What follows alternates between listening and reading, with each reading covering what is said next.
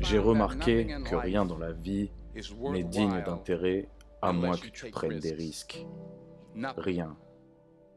Nelson Mandela a dit, il n'y a pas de passion à trouver à jouer petit et s'installer pour une vie qui est moins que celle que vous êtes capable de vivre. Maintenant, je suis sûr que dans vos expériences à l'école, postuler à l'université, choisir votre domaine et décider ce que vous voulez faire dans la vie, je suis sûr que des gens vous ont dit d'être sûr d'avoir quelque chose sur quoi vous rabattre. Mais je n'ai jamais compris ce concept. Avoir quelque chose sur quoi se rabattre. Si je dois tomber, je ne veux pas tomber sur quelque chose, je veux tomber en avant. Je pensais qu'au moins, de cette manière, je vais voir ce que je vais heurter.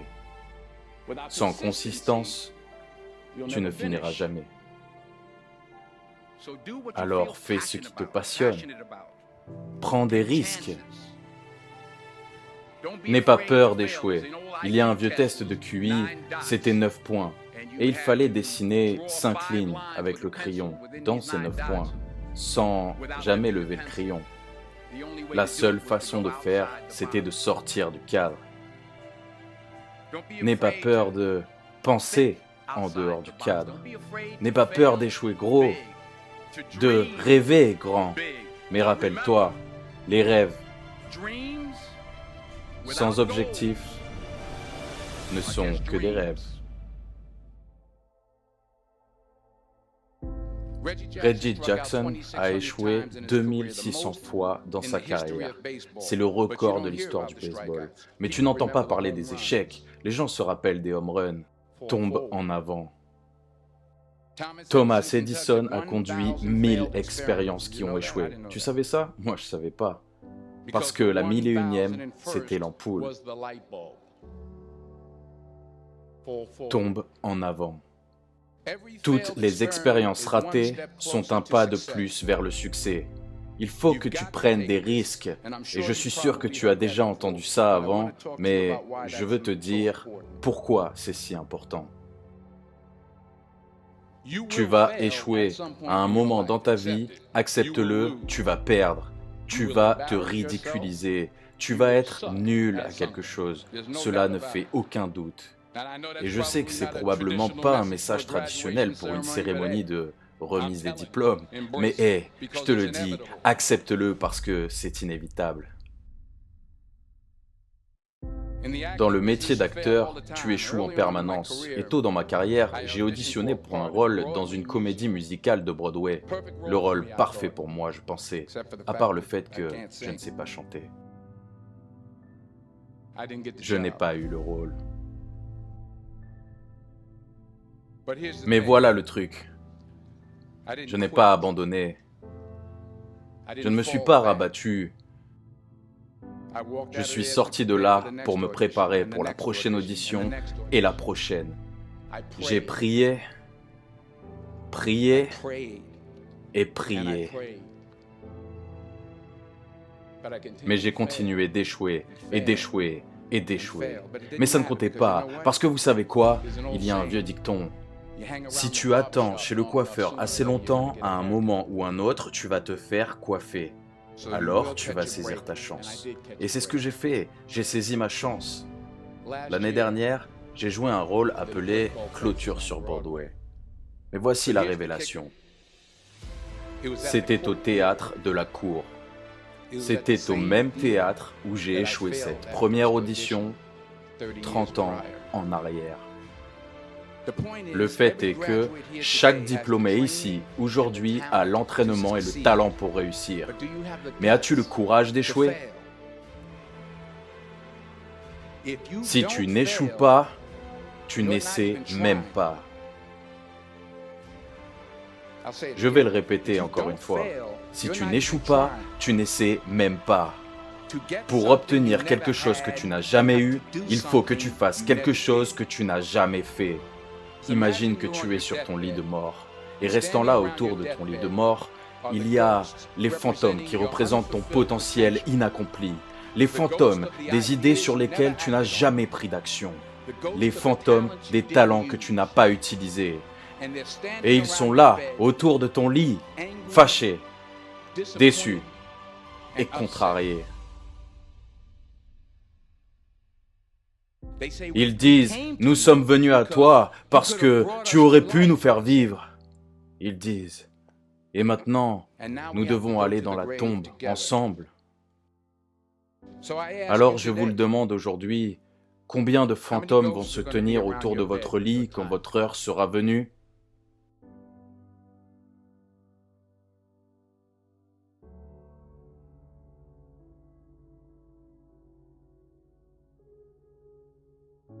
Je viens juste de rentrer d'Afrique du Sud.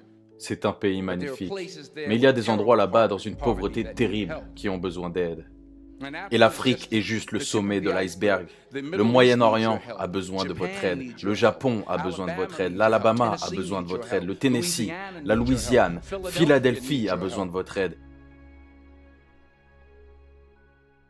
Le monde a besoin de beaucoup, et nous en avons besoin venant de vous. Nous en avons besoin venant de vous, les jeunes. Je veux dire, je ne parle pas pour tout le monde ici, mais je sais que je deviens de plus en plus vieux. Nous avons besoin de vous, les jeunes, parce que rappelez-vous, vous devez aller dehors et vous devez donner tout ce que vous avez, que ce soit votre temps, votre talent, vos prières ou vos trésors. Qu'est-ce que vous allez faire avec ce que vous avez? Je ne parle pas de combien vous avez. Certains d'entre vous sont dans le business, d'autres sont théologiens, infirmières, sociologues, d'autres ont de l'argent, certains de la patience, de la gentillesse, de l'amour. Certains d'entre vous ont le don de longanimité. Peu importe ce que c'est, peu importe votre don, qu'est-ce que vous allez faire avec ce que vous avez? Ok, maintenant, c'est mon dernier point sur l'échec. Parfois, c'est le meilleur moyen de savoir où vous allez. Votre vie ne sera jamais une ligne droite. J'ai commencé à l'université en tant qu'étudiant en médecine. J'ai suivi un cours appelé morphogénèse cardiaque. J'arrivais pas à le lire et j'arrivais pas à le prononcer. Et je pouvais clairement pas valider. Donc après j'ai décidé d'aller en études de droit, puis journalisme. Et avec aucune orientation académique, mes notes sont parties dans leur propre direction. J'avais 7 sur 20 de moyenne. Et l'université m'a poliment suggéré que ça pourrait être mieux de prendre du repos. J'avais 20 ans, j'étais au plus bas. Et un jour, je me souviens le jour exact, le 27 mars 1975, j'ai aidé ma mère dans un salon de beauté. Ma mère possédait un salon de beauté et il y avait cette dame plus âgée qui était considérée comme une des plus âgées de la ville.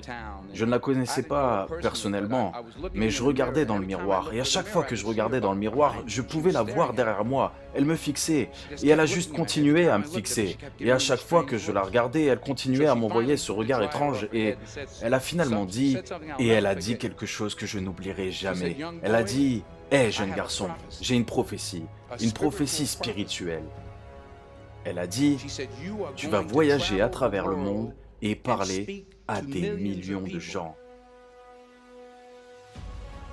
Et dans les années qui ont suivi, juste comme cette dame l'avait prophétisé, j'ai voyagé à travers le monde et j'ai parlé à des millions de gens à travers mes films. Des millions qui jusqu'aujourd'hui ne pouvaient pas me voir. Pardon, que jusqu'aujourd'hui je ne pouvais pas voir pendant que je leur parlais. Et ils ne pouvaient pas me voir.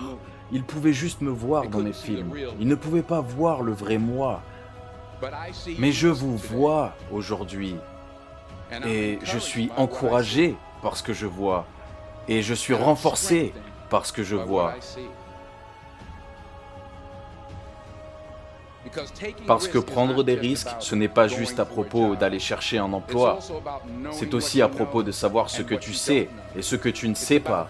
C'est à propos d'être ouvert aux gens et aux idées. Les risques que tu prends, les gens que tu rencontres, les gens que tu aimes, la foi que tu as, c'est ça qui va te définir. Ne sois jamais découragé. Ne te retiens jamais. Donne tout ce que tu as. Et quand tu tombes tout au long de ta vie, rappelle-toi ceci, tombe en avant.